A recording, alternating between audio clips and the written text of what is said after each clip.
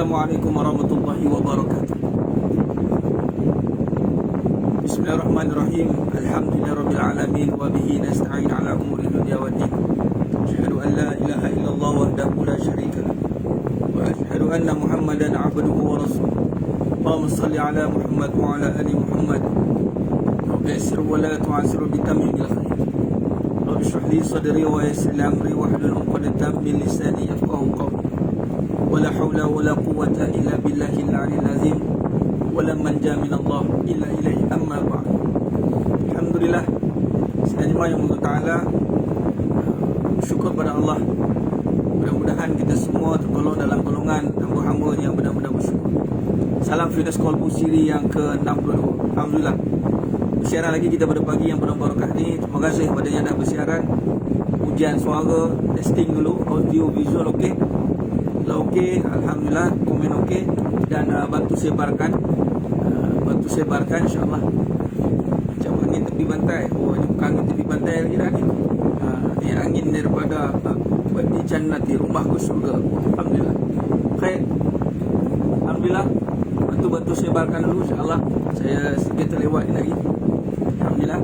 Apapun kita tetap mengisi masa kita. Sikit sebanyak kita nak isi juga masa kita dengan muzakarah begini antara kurang dengar bunyi kuat, bunyi angin kuat. Sekejap.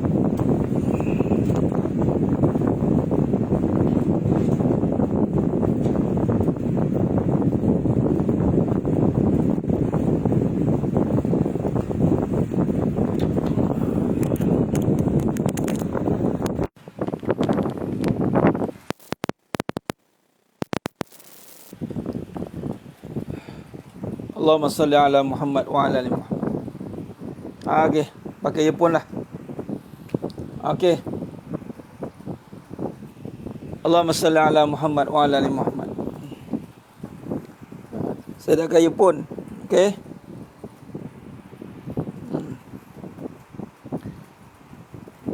Okey, Ummi Nisa Ali okey.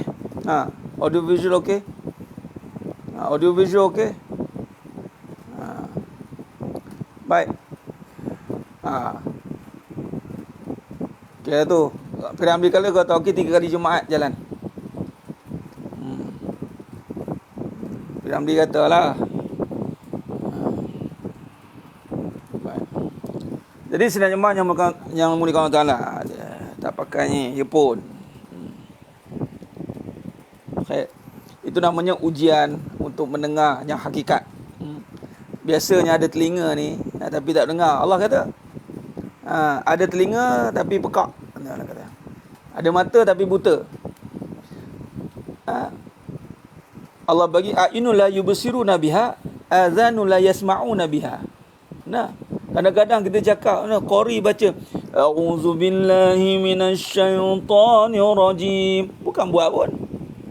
Kadang dengar ni tak sayup, dengar tu tapi kena ke hati dia buat. Jadi tak apalah dengar tak dengar ni. Siapa yang dengar dengan hati mesti jadi. Siapa yang dengar dengan telinga tapi bersifat pekak, cakaplah berjuta kali pun tak jadi-jadi. Sebab tu kena baca doa dulu, minta Allah bantu kan.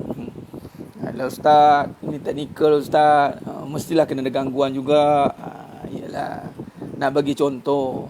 Setengah orang tu kadang-kadang dah clear dah semua dah. Tak ada siapa kacau kan. Bunyi sedap, speaker sedap, masjid. Balik keluar masjid, balik masjid macam tu kat perangai. Pergi ceramah ngendong kitab ni. Kan ngendong kukilir buat kitab kan. Dengar ceramah Allah sedapnya, masuk satu-satu. Tapi keluar macam tu kat perangai. Duk dengki kat orang, ada cemburu sana sini juga. Ngaji kitab tentang mati. Ada ngaji kitab tentang mati. Ngaji kitab tentang mati, keluar tak ingat mati juga. Dengar speaker masjid gedegang. Oh ya Allah. Tapi macam tu kat perangai. Tak ubah ke? Allahumma salli ala Muhammad wa ala ali Muhammad. Baik, jadi sedang jemaah yang muliakan Allah Ta'ala. Ya, kadang-kadang kita hari ini hati-hati, jangan sampai hati tutup. Betul Siti Hajar. khatamallahu ala qulubihim wa ala sam'ihim wa ala absarihim ghishawah wa lahum azabun alimun bima kanu yakzimun.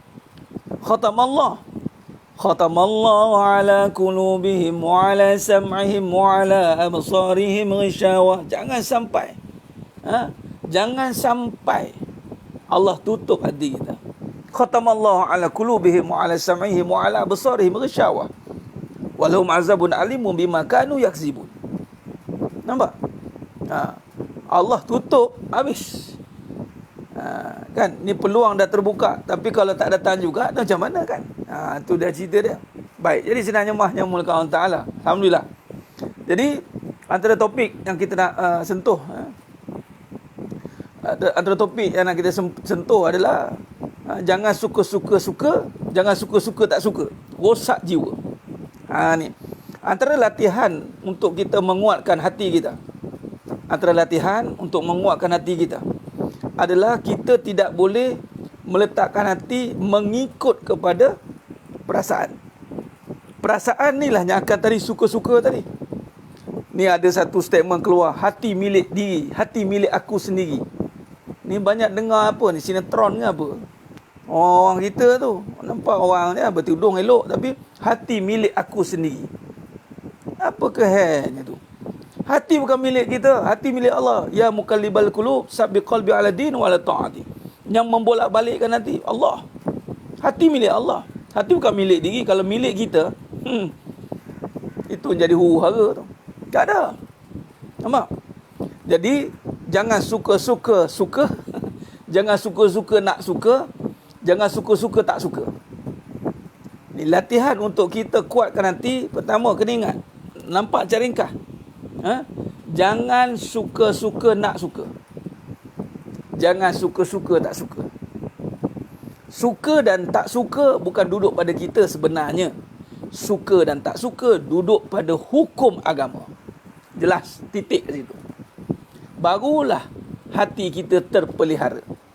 Kalau kita hari ini ramai orang berbincang soal sakit hati, rasa tersinggung sana sini. Kenapa? Kerana dia membiarkan hati dia ditabik oleh suka-suka. Kahwin suka-suka. Ya. Allah. Nampak. Ui, pasangan. Tapi, lepas pada suka-suka, lepas tu suka-suka tak suka.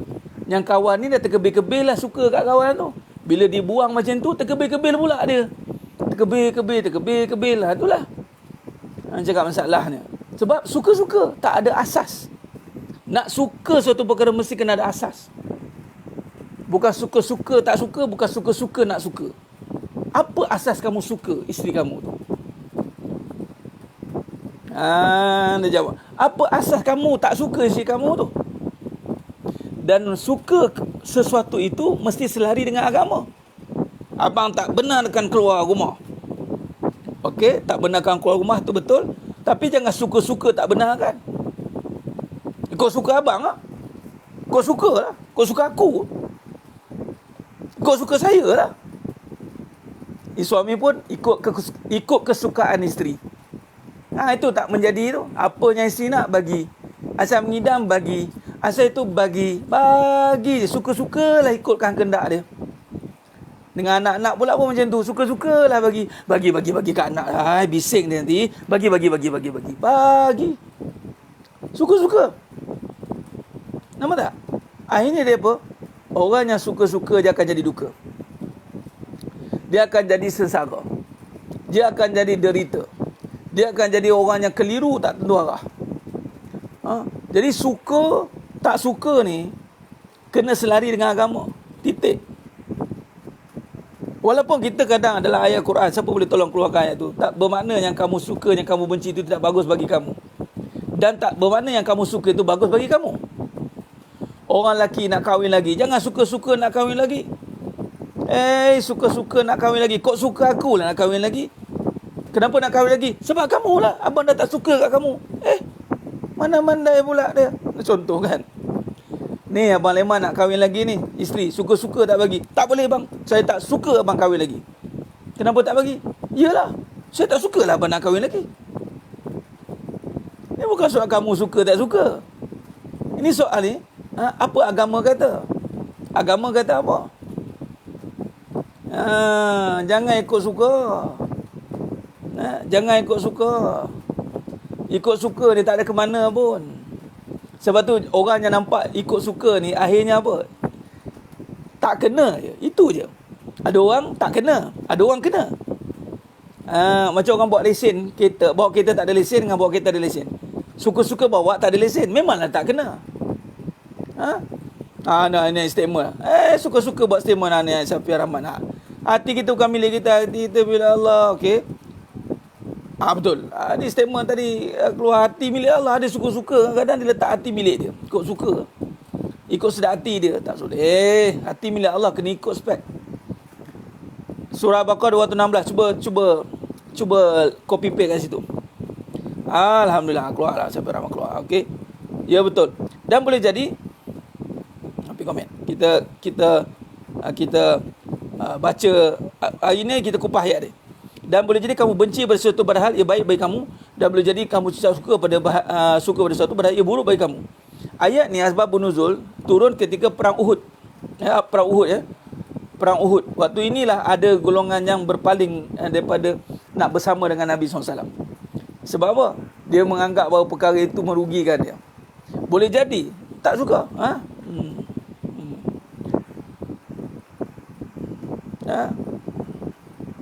Jadi tak boleh ikut time dengan hari pun. Sekali-sekala kita bagi kredit kat Mak Razak, lama tak kena kan. Mana dia ikut time dengan hari? Tak terikut pun. Kalau ikut time dengan hari okey dah. Kan? Tak ada, kita takkan terikut time dengan hari pun. Time kita jadi elok tak elok pula. Time kita patut ke jadi waras, luar kewarasan pula. Banyak tak betul nampak daripada betul. Kalau ikut time tu, patut time ni kena betul lah. Asyik tak kena je gaya. Nampak macam betul, tak betul pula. Patut time ni kena betul. Tak betul pula. Tak boleh. Kita kena ikut hukum. Itu je. Hati ni kena ikut hukum. Agama kata apa? Siapa yang boleh tundukkan nafsunya dan jiwanya tunduk kepada kehendak agama, maka dia akan dapat kekuatan yang luar biasa.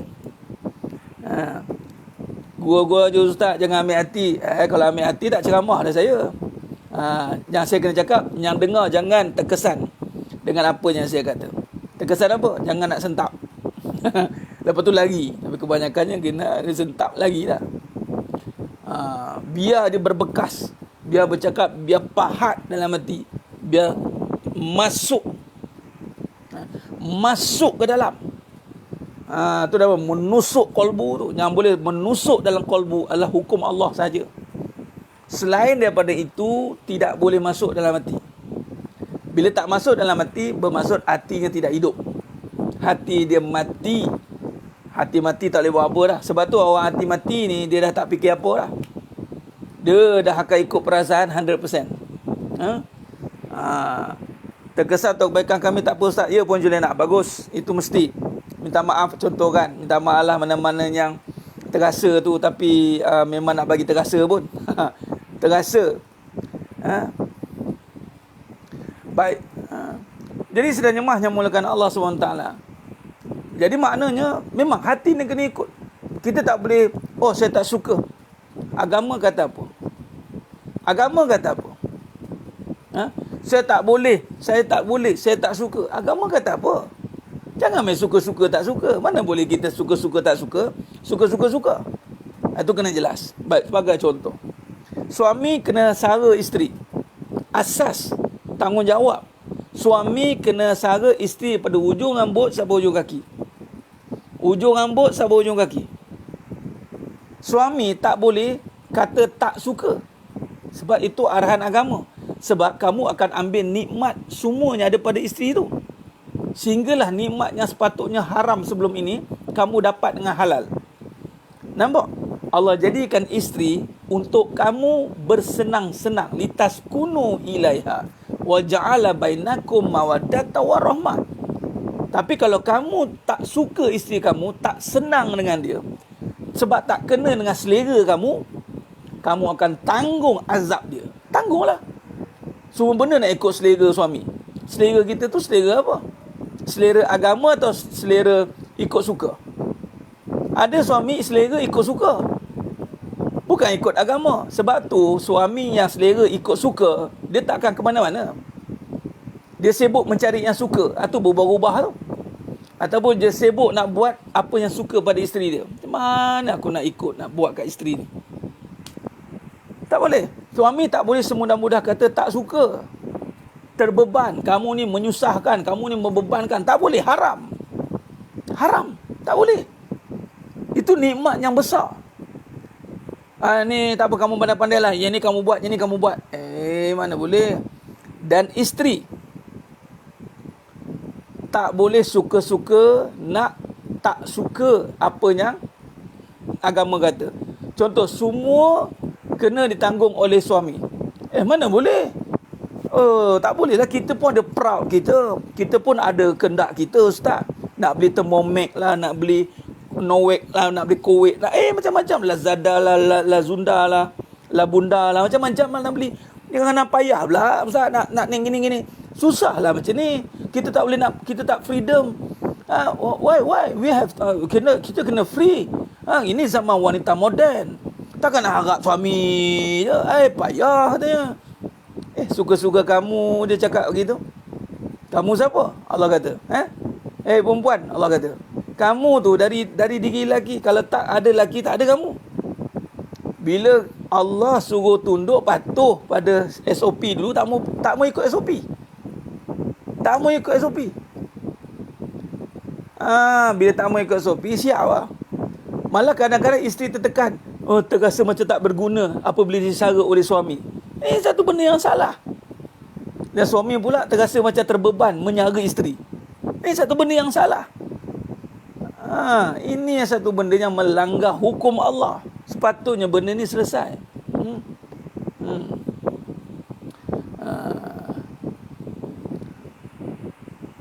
Sudah pastilah bila kata semua di bawah tanggungan soal isteri ni, maka dia kenalah jaga semua tu. Tak boleh suka-suka nak buat benda yang haram. Isteri, kita tak boleh buat suka-suka hidup ni. Sebab tu Nabi kata mafhum hadis, dunia ni penjara bagi orang beriman. Penjara tak boleh. Nampak macam bebas, tapi kita tak ada kebebasan. Kita tidak boleh ada kebebasan. Saya sampai ke ni janggut ni. Nampak? Ni. Dah sampai nak ke pusat ni. Pun masih lagi duduk di bawah akta kawalan lagi. Tahu akta kawalan apa? Isteri kawal ke? Isteri kawal bendanya. Tu orang yang kejayaan di sebalik seorang lelaki itu adalah seorang wanita. Siapa? Ibunya. Ini kejayaan bagi seorang lelaki adalah seorang wanita. Siapa? Isterinya. Kalau isteri tu nak bagi kejayaan, kalau dia runtuhkan lelaki tu, nampak? Atas kawalan lagi, atas perhatian, atas penguatkuasaan, perhati. Cuma kadang kita negotiate, mak tak macam ni, mak kita macam ni. Mak, kenapa pandai lah ijah? Kalau kamu ada ujah, kamu ujah lah elok. Kan? Jangan. Saya semalam kemarin jumpa dengan guru saya. Sebelum kahwin lagi, zaman bujang terantang-tang lagi. Umur baru 18 tahun, 19 tahun. Sampai sekarang, dah 3 orang isteri dah. Duk lagi kena lagi. Duk ikut lagi, duk perhati lagi saya buat apa. Sebab tu kita boleh duduk pada kedudukan. Sebab kita tidak bebas. Jangan letakkan diri kita bebas. Ingat apa? Zon bebas cukai. Ni semua nak rasa nak bebas. Jangan. Nampak tidak?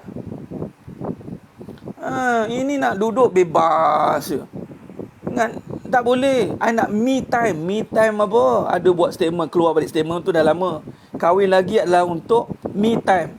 Bagilah kongsi-kongsi lah. Saya ni tak boleh jadi isteri je. Saya kena jadi wanita berkejaya. Saya nak kena jadi pendakwa. Saya kena jadi ini. Jadi tak boleh. Saya kena kongsi-kongsikan. Siapa kata ajaran mana tu? Isteri kena full time. Mana boleh part time? 3 isteri, 3 lah full time. Tapi tak faham masuk full time tu apa. Nampak tak? Dia kena full time. Letakkan. Kena letakkan diri dalam pengawalan. Contoh, tujuan ada guru membimbing. Untuk apa? Untuk tidak supaya kita tak bebas. Kita tak bebas berfikir. Faham? Kita tak bebas berfikir. Ustaz, ramai isteri cakap rezeki suami pada isteri. Macam tu macam rezeki tu isteri yang pegang. Apa kalau betul isteri rezeki pada isteri? Awak tak jual isteri tu je. Jual lah kalau betul. Laku sikit. Mana mandai dia perkataan rezeki tu pada Allah.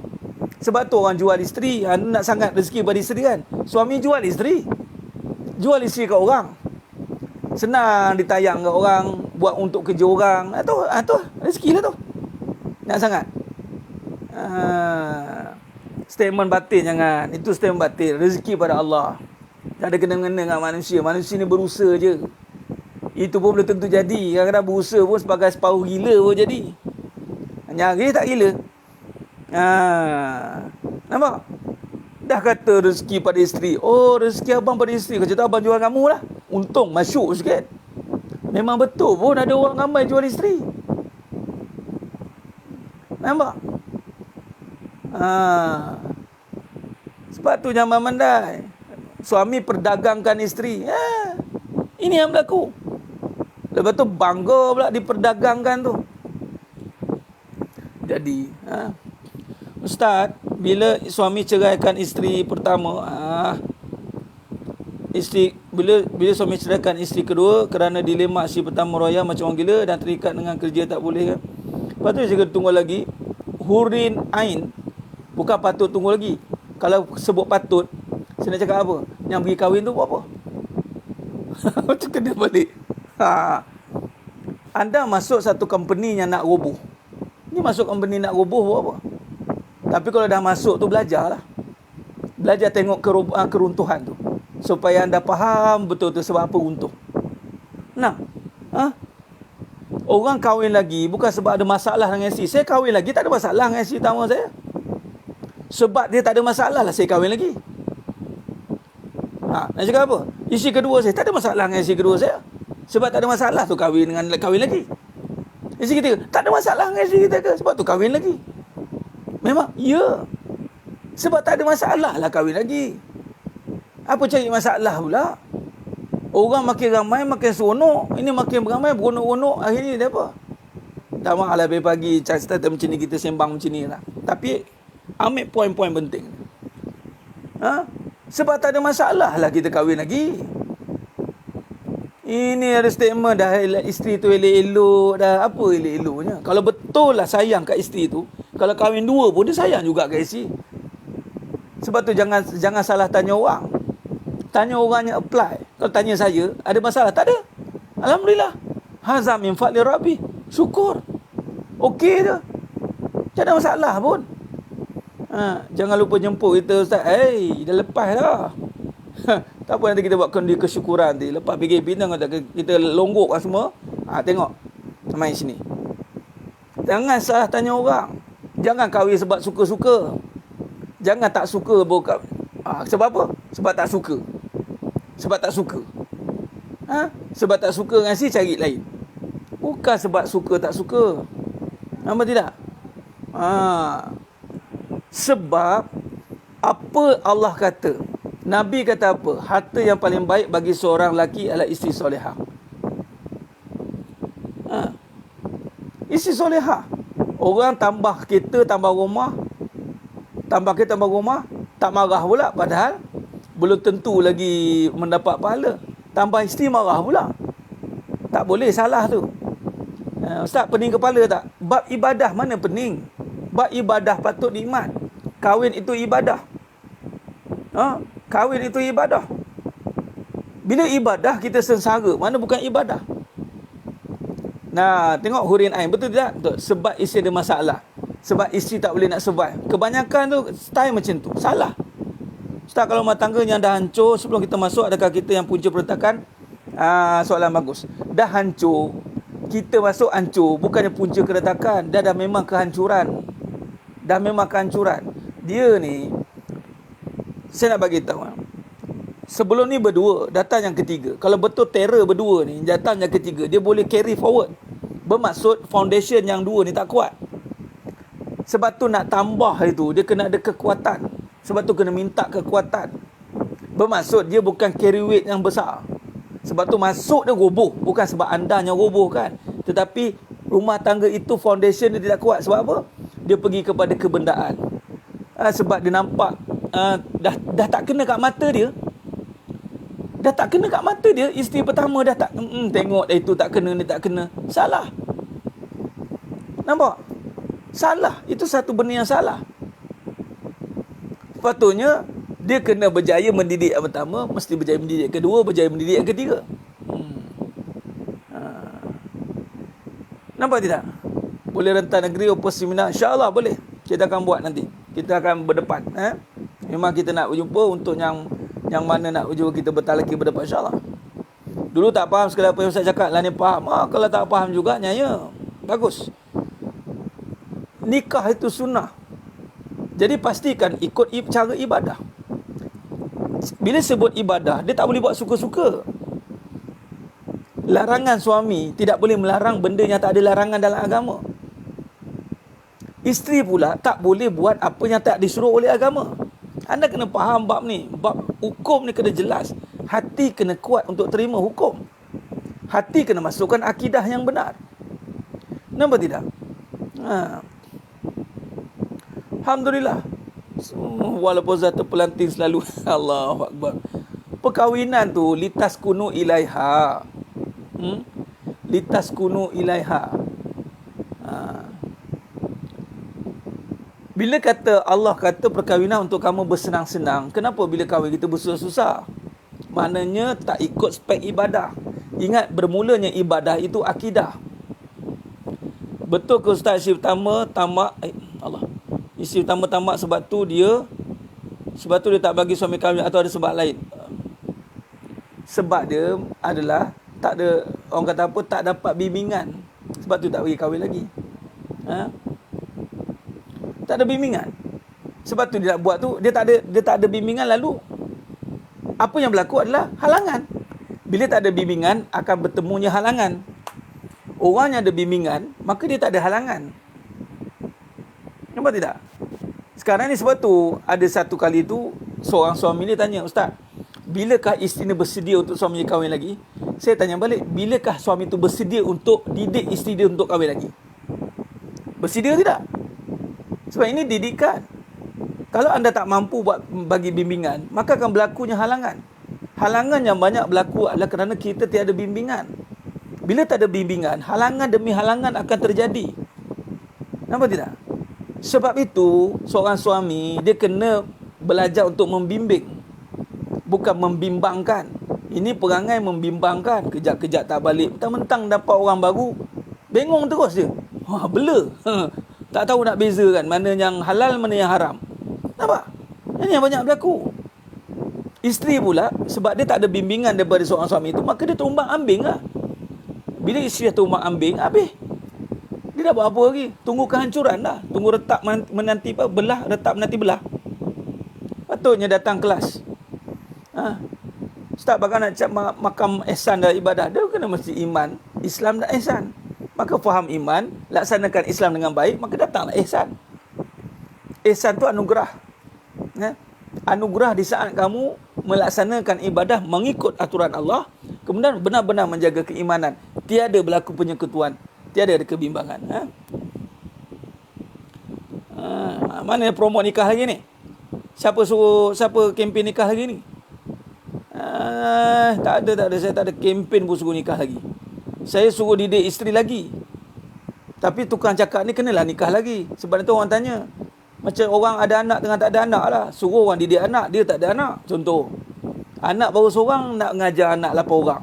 Pergi balik. Contohlah. Isteri baru seorang nak mengajar orang, ada isteri yang 3 orang. Dah 3 orang polistrim pula tu. Dimainkan, diakaikannya orang macam tu nanti. Allah takdirkan saya ada lebih supaya untuk menjadi contoh kepada yang lain. Itu saja. Nampak tidak? Saya jumpa guru saya bercakap, alhamdulillah saya hantar, okey hantar ada ni, teruskan. Ni seorang lagi ni, teruskan. Lengkap habis. Full kota, habis.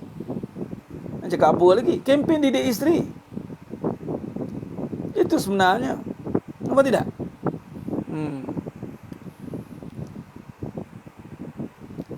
Jadi sidang jemaah yang mulakan Allah Subhanahu Taala. Bila kita letakkan hukum itu menjadi asas kita. Dan bila kita meletakkan asas yang sebenar itu sebagai bimbingan untuk kita bawa ke depan, maka sidang jemaah yang Allah Ta'ala, barulah hidup kita akan terbina dengan baik. Pada yang tak faham, semoga Allah bagi faham, insya-Allah. Bila dia tak suka pada satu perkara yang tak boleh. Tak boleh. Kita tak boleh tak suka benda yang Allah suka. Mak mertua sudah tiada. Mak mertua tiada suami, bolehkah menantu nasihat emaknya untuk didik anak mak mertua? Sama, boleh. Menantu anak juga tak batal wuduk. Macam mana dia nasihat mak dia boleh nasihat mak mertuanya. Tak ada masalah. Anak itu sebagai penasihat sebenarnya, tapi bukan pengarah, bukan penguatkuasa. Tapi nak jadi penasihat, pastikan penasihat yang terbukti nasihatnya. Ingat, jangan nasihat dia pandai, tapi kita tak pandai nak melaksanakan apa yang kita nasihat. Sebab tu kadang-kadang orang ni dia pandai nasihat, tapi tak pandai untuk melaksanakan apa yang dinasihatkan. Sabarlah, ya. Yelah, macam mana dah suami kamu nak kahwin lagi, sabarlah. Yang tukang cakap tu, dia pun tak boleh nak apply sabar. Bila kena kat batang hidung dia, baru aku tahu kenapa kamu mengamuk je, Ma. Rupanya begini, aku dulu pandai nasihat kamu je. Sebab tu kena belajar dengan orang yang praktikal, orang yang memahami apa yang disampaikan. Sebab tu dalam penyampaian yang paling penting, faham dan sampaikan. Walaupun satu ayat tu Nabi kata, balikna walau ayat, sampaikan itu. Ingat, sampaikan ni nanti kita dah masuk fasa tabligh. Dia kena ada fasa 3. Sidik, amanah, fatonah. Yakin, selami, kemudian laksanakan, kemudian baru kebijaksanaan, kemudian baru sampaikan. Kau takkan jadi penyampaian. Sebab tu nak tak nak, kita kena jadi orang yang praktikal.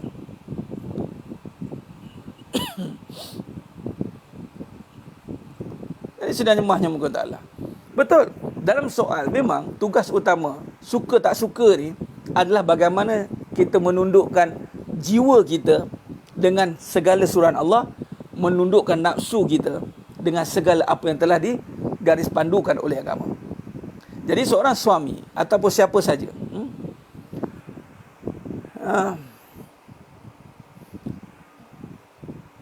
biasa yang buat tu sampaikan tuan, ya, kita amalkan apa yang kita sampaikan tu kita kena amalkan.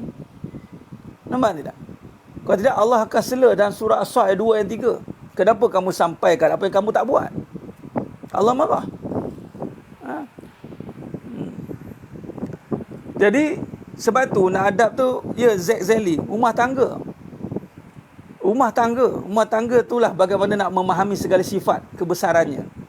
Sebab tu kalau kita bercerita tentang Allah Maha Kasih Sayang, tapi kalau kita seorang suami tak boleh buat isteri merasakan kasih sayang Allah itu dari suami tu, yang diberikan itu kasih sayang Allah, suami tak boleh buat, maka dia menyampaikan sekadar pengetahuan. Dia menyampaikan tentang akidah Allah Maha Penyayang, tapi isteri dia tak boleh merasakan kasih sayang yang dibagi pada isteri dia itu kasih sayang daripada Allah. Bermaksud apa? Dia tidak merasai kasih sayang itu. Ingat, akidah tu adalah benda yang ada di dalam. Sebab tu kita akan tengok bagaimana dia mentadbir isteri dia. Kalau isteri dia dapat merasakan kasih sayang Allah, sudah pasti penyampaian akidahnya tepat. Sebab apa yang disampaikan, diberi kasih sayang kepada isteri dia, tidak berbentuk kebendaan, tidak berbentuk perasaan nafsu yang mengundang kepada kerosakan. Isteri dia akan merasai. Sebab tu suami, anda kena ingat, kasih sayang ni sebenarnya bermula dari diri yang bernama suami dan diberikan kepada isteri. Diberikan. Kemudian isteri menyambut kasih sayang yang diberikan itu dengan apa? Dengan iman atau dengan nafsu? Kalau isteri itu tidak dididik, contoh, dia tidak dididik dengan iman, maka kasih sayang yang kita bagi itu dengan nafsu. Katalah kita bagi kasih sayang Allah, isteri ni tidak dibimbing, dia masih bernafsu. Nafsu Ingat nafsu ni bukan kahwin banyak dia. Bernafsu ni maksudnya dia masih tunduk dengan perasaan dia. Maka dia sambut kasih sayang Allah itu dengan nafsu dia. Maka kasih sayang itu yang elok akan jadi rosak. Maka suami kena tahu bahawa isteri aku ni dia sambut dengan nafsu. Macam mana nak tahu isteri itu masih ikut nafsu? Dia akan terkesan dengan dunia, dia banyak bermainkan sangkaan, dia banyak ikutkan keadaan, kan? Dia masih tak boleh tahan dengan perhiasan dunia. Maka si suami dia kena bentuk supaya isteri dia tak tunduk dengan nafsu. Maka di situ akan teruji kasih sayang seorang suami. Jika benar dia menyayangi suami isterinya kerana Allah, maka setelah nafsu si isteri itu tunduk, maka dia akan dapat rasakan itu kasih sayang Allah. Okey, jadi masalah sekarang ada suami tak boleh bagi kasih sayang Allah. Yang dibagi nafsu juga. Bila dia bagi nafsu juga kepada isteri, isteri sambut dengan nafsu, itu jadi haru biru tu. Itu jadi haru biru tu. Sebab tu suami terutamanya dia kena ada kekuatan untuk membimbing di saat dia sudah menghilangkan kebimbangan dalam diri dia, di saat dia telah merasai nikmat akan sebenar kekuasaan Allah. Isi kedua kena redha, dia tak ada sombong-sombong dah, dia bukan soal redha macam tu. Itu namanya menahan. Bermaksud anda tidak dapat satu kasih sayang tulen. Isi pertama tak dapat kasih sayang tulen. Suami tak bagi kasih sayang tulen, yang bagi nafsu je. Nampak? Sebab tu memang pengajian akidah sanad kalau tengok dia ni, dia akan tengok kepada pasangan dia. Akidah memang tak guna bercerita pasal Allah, tapi masih nampak makhluk pada isteri. Cerita kasih sayang Allah, tapi cinta masih nampak pada makhluk. Sayang masih nampak pada jasad. Nampak tidak? Hasutan syaitan, ustaz dan iblis. Surah An-Nisa ayat 76. Allah kata kana dha'ifa, syaitan tu lemah. Syaitan tak kuat. Kita jangan berpaling, kita jangan salah dalam mentafsirkan ayat. Allah dah bagi tahu lah syaitan tu lemah. Yang menyebabkan boleh terjadinya sihir masuk tu kerana kita yang tiada pertahanan diri. Kita lemah. Dilemahkan oleh syaitan yang dah sedia lemah. Bila pahaman tak betul habis ya. Sebab tu jangan kadang-kadang cerita berdegang-degang cerita tentang makrifat, berdegang-degang cerita tentang akidah, cerita tentang sifat hebat. Sedangkan sifat Allah tu bukan dengan penceritaan. Sifat kekuasaan Allah, akidah tu dengan pembuktian. Sebab tu akidah 13 tahun Nabi diuji nak menyebarkan agama dengan kesusahan, dengan satu ancaman. Sebab tu dia bukan sekadar bercerita bunyi sedap ya. Akidah bukan sekadar bunyi yang sedap. Akidah itu bagaimana mempertahankan keyakinan di saat berhadapan dengan kebenaran makhluk. Dia tengok isteri dia, dia nampak kebesaran Allah Ta'ala. Nampak tidak? Memainkan peranan itu mesti kena ada kaedah dia. Kalau masing-masing tak faham apa yang nak dimainkan, akan dipermainkan. Memang masing-masing nak mainkan peranan, last sekali dipermainkan. Sebab apa? Sebab dia tidak mulakan dengan kaedah yang sebenar. Sebab dia ikut suka-suka ya. Sebab itu agama hidup ni bukan ikut suka-suka, kembali kepada agama, kembali kepada akidah yang benar. Sebab tu kena belajar dengan orang yang Allah berikan kelebihan itu. Bukan suka-suka belajar juga. Nampak tak? Jadi dah boleh rasa isteri terima kasih sayang dengan nafsu, tapi kita tak dia ni bubar ni Tuan Said. Bukan disebabkan oleh kita dah tak nak. Bubar ni biarkan kerana dia yang tak nak dan dia yang surrender. Bukan kita yang mengalah. Tapi sekiranya berlaku juga begitu, maka istighfarlah banyak-banyak kepada Allah. Allah masih bagi peluang untuk perbetulkan diri. Itu saja. Jangan bimbang. Bagaimana kita nak balik kepada Allah. Sebab itu pembubaran, kehancuran, keruntuhan itu mesti ada sebab dan kesan yang besar untuk kita ambil iktibar dan pengajaran, terutamanya tentang keyakinan kepada Allah SWT.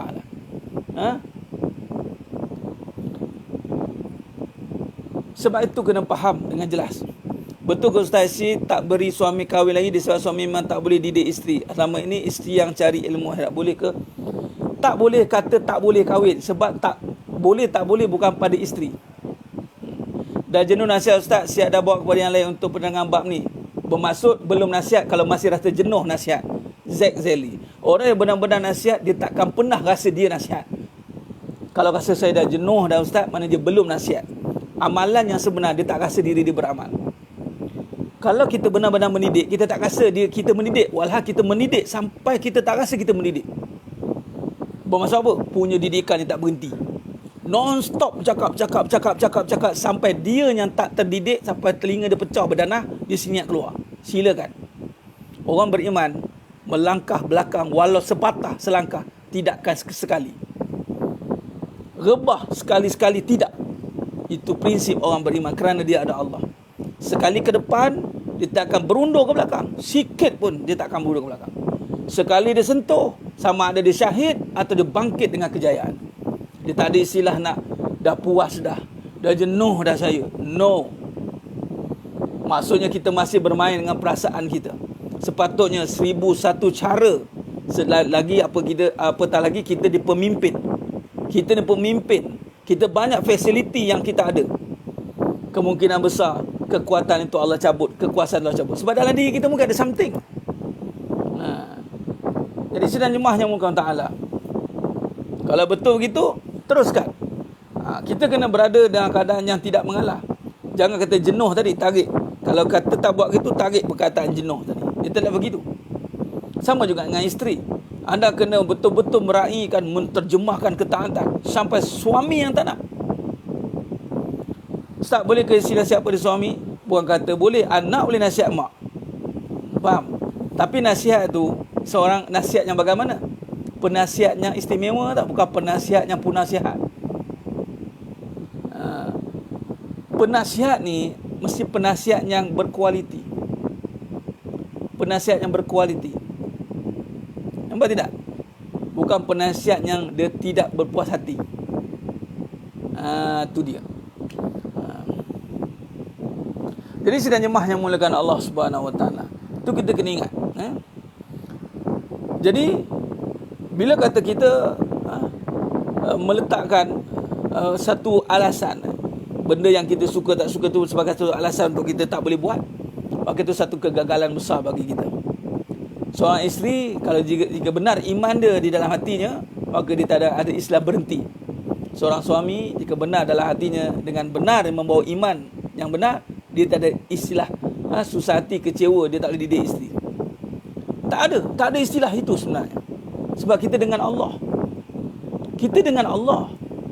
Bila sebut dengan Allah, apa istilah? Sedangkan laut yang tertutup boleh terbuka, tuan-tuan. Laut yang tiada jalan boleh terbuka.